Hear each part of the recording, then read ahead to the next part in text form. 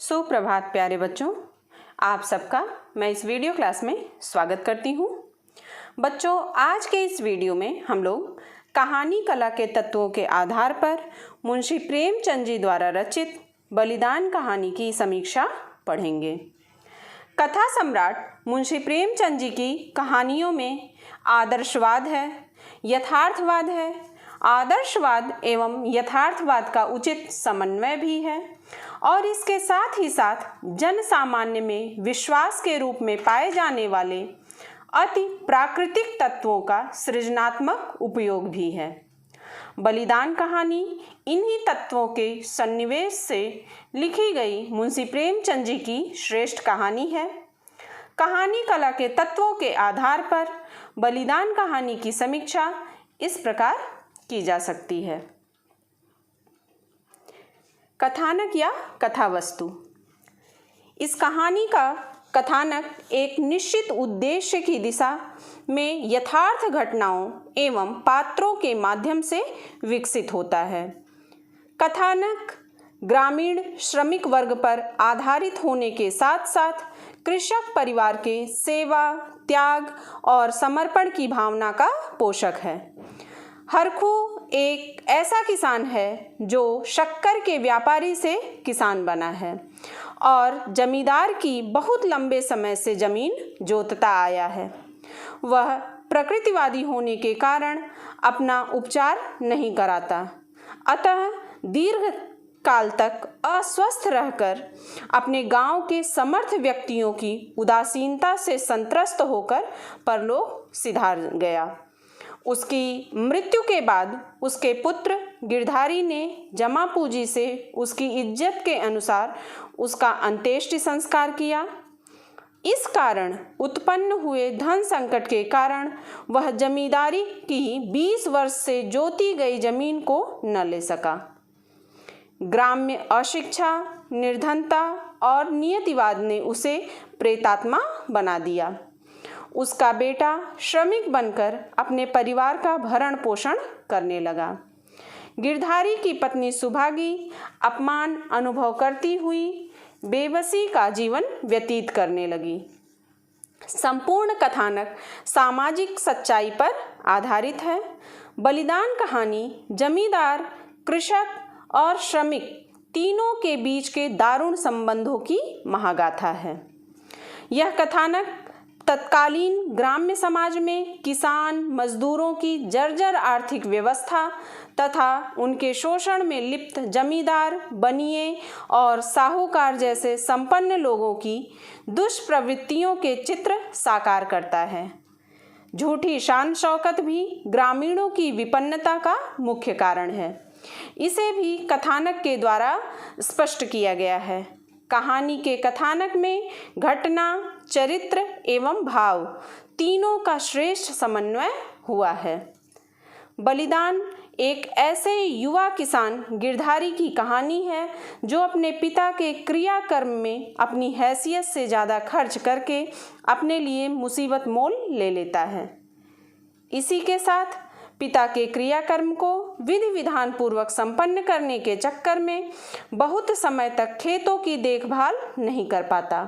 गांव के संपन्न लोग इस अवसर का लाभ उठाकर जमींदार ओंकारनाथ को अधिक लगान और नगद नजराने में बड़ी रकम देने का लालच देकर गिरधारी के अत्यधिक उपजाऊ खेत प्राप्त करने में सफल होते हैं। जहां कालिका दीन उसके खेत प्राप्त करता है, वहीं मंगल सिंह बनिए तुलसी के सहयोग से उसके बैलों की जोड़ी केवल 60 रुपए में खरीद लेता है। बेचारा गिरधारी इस सदमे को बर्दाश्त नहीं कर पाता और रात्रि में घर से गायब हो जाता है। संभवतः वह कहीं आत्महत्या कर लेता है। पहले सुभागी और बाद में कालिका दीन आदि को उसका भूत दिखाई देने लगता है। कालिका दीन घबराकर उसके खेत छोड़ देता है और जमींदार के बहुत चाहने पर भी गांव का कोई किसान उसके खेतों को लेने के लिए तैयार नहीं होता। गिरधारी का बेटा ईंट भट्ठे पर मजदूरी करके 20 रुपए महीना घर में लाता है। अच्छा खाता है, अच्छा पहनता है, किंतु गांव में उसकी कोई इज्जत नहीं है। इसीलिए सुभागी अब पंचायत में नहीं बैठती बल्कि अपना मुंह छिपाए घूमती है। इस प्रकार गिरधारी का बलिदान उसके परिवार, पुत्र और पत्नी को आर्थिक विपन्नता और जमींदार तथा बनिए आदि के शोषण से मुक्ति दिला देता है। बलिदान कहानी का शीर्षक बलिदान कथानक के अनुरूप है। यह शीर्षक कहानी के उद्देश्य और मूल भाव को सब प्रकार से व्यक्त करता है। गिरधारी का बलिदान उसके परिवार को विपन्नता से मुक्ति दिलाकर संपन्नता का द्वार खोलता है। उसके खेत भी उसकी पत्नी को वापस मिल गए होंगे, क्योंकि जमींदार के लाख चाहने पर भी कोई उन खेतों को नहीं लेता। यद्यपि मुंशी प्रेमचंद जी ने उसके खेत वापस मिलने का उल्लेख कहानी में नहीं किया है, किंतु कहानी का अंत यही संकेत करता है। आशय यही है कि गिरधारी का बलिदान व्यर्थ नहीं जाता और कहानी के शीर्षक की सार्थकता को सिद्ध करता है। पात्र और चरित्र चित्रण। बलिदान कहानी को ग्राम्य जीवन का वास्तविक बिंब कहा जा सकता है। कहानी के पात्र यथार्थ जगत से संबंधित हैं। इस कहानी में कहानीकार ने पुलिस प्रशासन, ग्राम पंचायत, जमींदारी व्यवस्था, कृषि और श्रम क्षेत्र से अलग अलग वर्ग प्रतिनिधि पात्रों का चयन किया है। मंगल सिंह पुलिस विभाग में सिपाही है, कालिका दीन गांव का मुखिया है, हरखू व्यापारी से किसान बना कृषि क्षेत्र से जुड़ा समाज का प्रमुख व्यक्ति है, लाला ओंकार नाथ गांव का जमींदार है। कहानीकार ने इन प्रमुख पात्रों के अतिरिक्त गिरधारी, उसकी पत्नी सुभागी और उसके पुत्रों की जीवन शैली और कार्यशैली का भी स्पष्ट संकेत किया है। हरखू किसान का पुत्र गिरधारी इस कहानी का नायक है। पिता की मृत्यु के बाद रूढ़ परंपराओं से जकड़ा गिरधारी परंपरागत कृषि की रक्षा नहीं कर पाता है। असमय उसकी मृत्यु हो जाती है। वह संघर्षशील प्रकृति का होते हुए भी जमींदार की हृदयहीनता, कठोरता तथा मंगल सिंह के अवसरवादिता के प्रहारों से आहत होकर अपने परंपरागत सामाजिक मूल्यों की रक्षा नहीं कर पाता। मन, वाणी, कर्म में एक रूप रहने वाला गिरधारी ग्राम पंचायत में अपनी स्पष्टवादिता, सत्यवादिता और कर्तव्य परायणता के आधार पर अनुकरणीय प्रतिमान स्थापित करता है। महाजनी सभ्यता और मंगल सिंह की धृष्टता उसे श्रीहीन और पराभूत कर देती है। उसकी पत्नी सुभागी भारत की परंपरागत नारी अस्मिता की प्रतीक है। पतिपरायणा सुभागी पति के अभाव में स्वयं को असहाय और अपमानित महसूस करती है। इस कहानी में मुंशी प्रेमचंद जी ने तुलसी महाजन के व्यवसायी चरित्र को भी उद्घाटित किया है। इनका संक्षिप्त परिचय हम इस प्रकार से कर सकते हैं। गिरधारी गांव का इज्जतदार किसान है। उसके खेतों में अच्छी फसल होती है, अतः वह संपन्न है। गांव में उसका मान सम्मान है। इसी मान सम्मान की खातिर वह अपने पिता हरखू के क्रियाकर्म पर अपनी हैसियत से अधिक खर्च कर देता है। यही उसके लिए अभिशाप बन जाता है। वह अपने खेतों के प्रति समर्पित है, मेहनतकश किसान है। अपने पशुओं को भी वह पुत्रवत पालता है। अपने खेतों और बैलों को खोने की वेदना उसे असह्य हो जाती है। इसलिए वह भावुक किसान अंततः घर छोड़कर आत्मघात जैसा कदम उठाता है। हरखू व्यवसायी से किसान बना है, अतः उसमें अपनी संपन्नता की अकड़ आज भी विद्यमान है। यानी रस्सी जल गई मगर बल नहीं गया।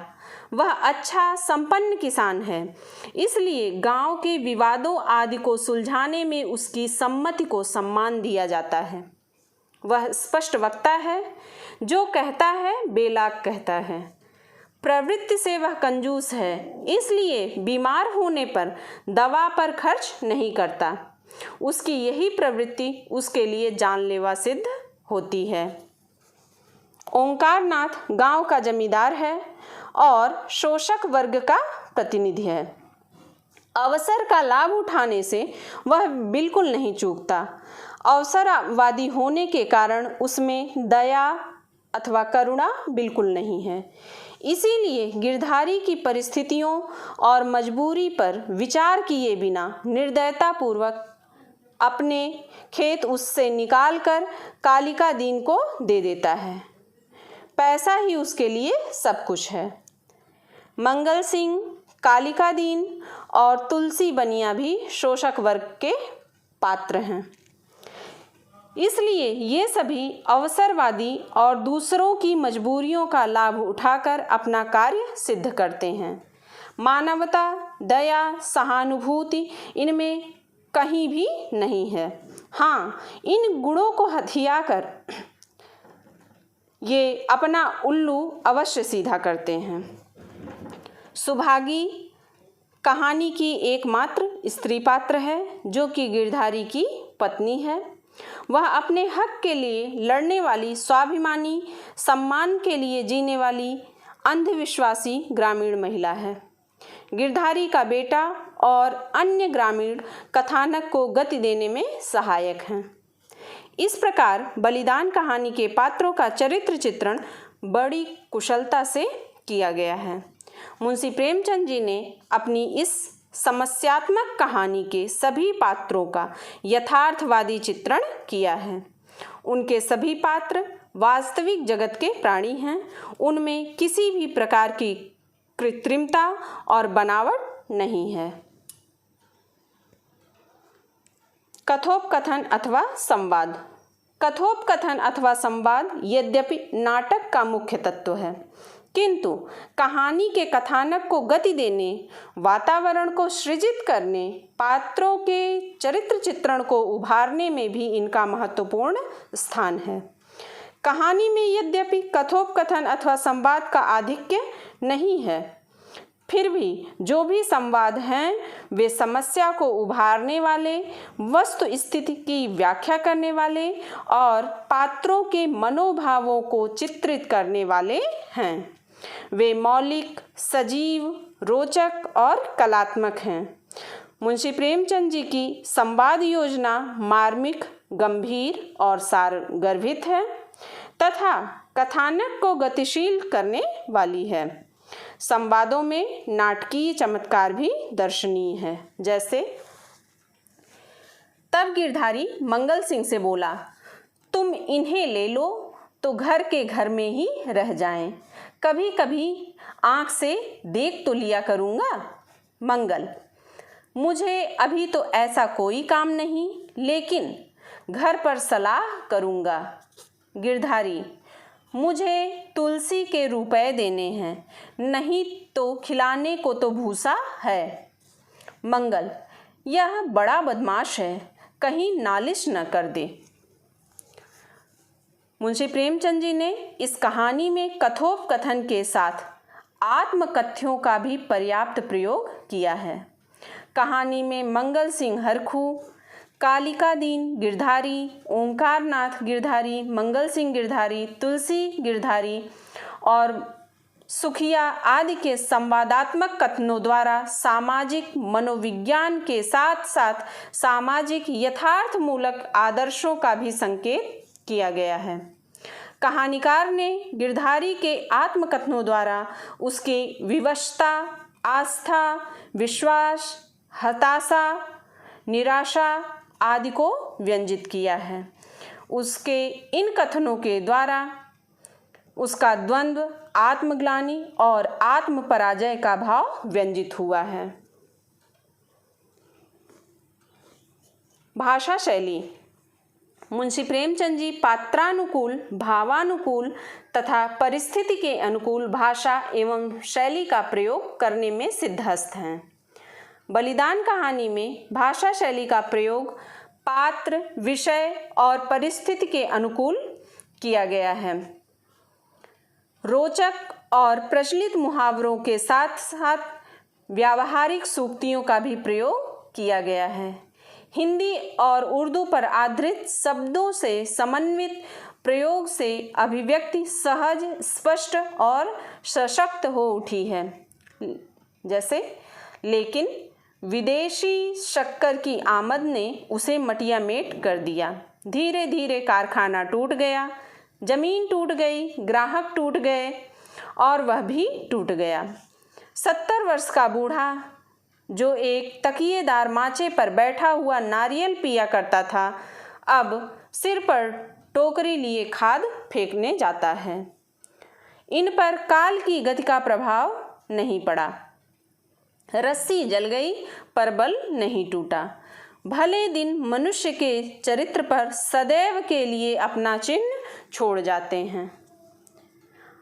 प्रस्तुत कहानी में यद्यपि अनेक शैलियों का प्रयोग किया गया है, फिर भी इसमें वर्णनात्मक शैली की प्रधानता है। वातावरण के सृजन में चित्रात्मक शैली का प्रयोग भी हुआ है।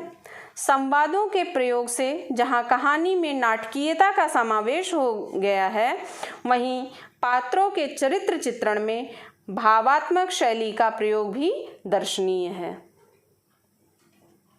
देश काल और वातावरण। मुंशी प्रेमचंद जी घटना और पात्रों के माध्यम से परिस्थितियों का चित्रण करने में कुशल हैं। इस कहानी में परतंत्र भारत की ग्राम्य व्यवस्था की दुर्दशा से पाठकों को अवगत कराया गया है। इस प्रकार परिस्थितियों की योजना विशेष उद्देश्य से हुई है। साथ ही परिस्थितियों की योजना मानवीय प्रवृत्तियों के अनुकूल ही की गई है। जैसे, बेला में होली न मनाई गई, न अबीर और गुलाल उड़ी, न डफली बजी, न भंग की नालियां बहीं। कुछ लोग मन में हरखू को कोसते अवश्य थे कि बुढ़े को आज ही मरना था, 2-4 दिन बाद मरता।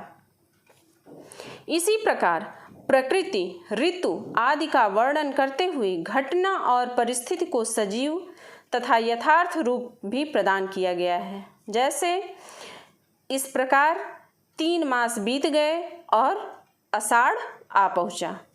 आकाश में घटाएं आईं, पानी गिरा, किसान हल जुए ठीक करने लगे, बढ़ई हलों की मरम्मत करने लगे। गिरधारी पागल की तरह कभी घर के भीतर जाता, कभी बाहर आता, अपने हलों को निकाल देखता।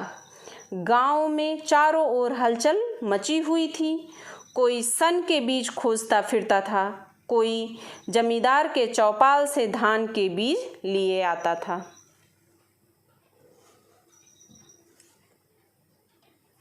उद्देश्य।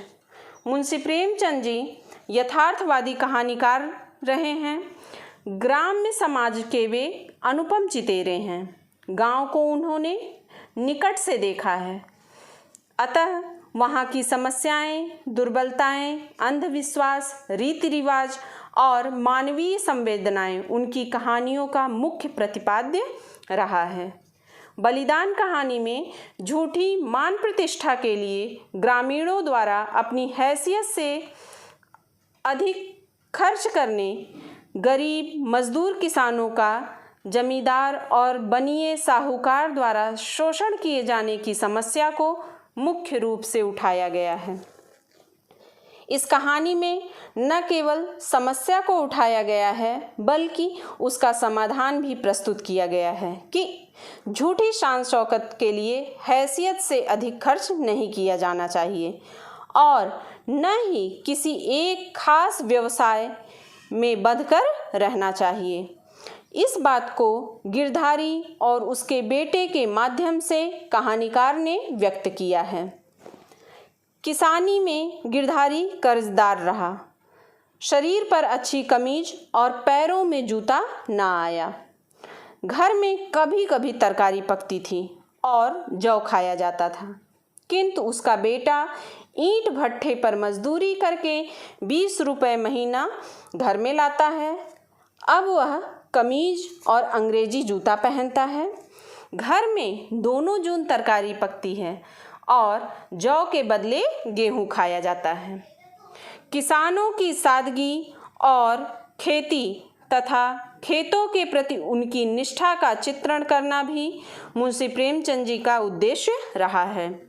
उद्देश्य के रूप में कहानीकार ने यह भी दिखाया है कि किस प्रकार धन समाज की मानसिकता को बदल देता है। धन का प्रभाव और अभाव केवल व्यक्ति के सामाजिक स्तर को ही प्रभावित नहीं करता है, बल्कि संबोधन शब्दों की रचना और प्रयोग प्रक्रिया को भी बदल देता है। मंगलू सिपाही बनकर मंगल सिंह बन जाता है। कल्लू अहीर गांव का मुखिया बनकर कालिका दीन कहलाने लगता है। वहीं व्यापारी से कृषक बनकर हरखचंद केवल हरखू ही रह जाता है। इस प्रकार मुंशी प्रेमचंद जी ने भाषा के सामाजिक संदर्भों को भी प्रस्तुत कहानी में स्पष्ट किया है। बच्चों, हम लोगों ने इस वीडियो के अंतर्गत आज कहानी कला के तत्वों के आधार पर बलिदान कहानी की समीक्षा पढ़े हैं। उम्मीद करती हूँ आपको अच्छे से समझ में भी आया होगा। कहीं अगर कोई समस्या हो तो आप कमेंट बॉक्स के माध्यम से मुझसे पूछ सकते हैं। मिलते हैं बच्चों अगले वीडियो में। धन्यवाद।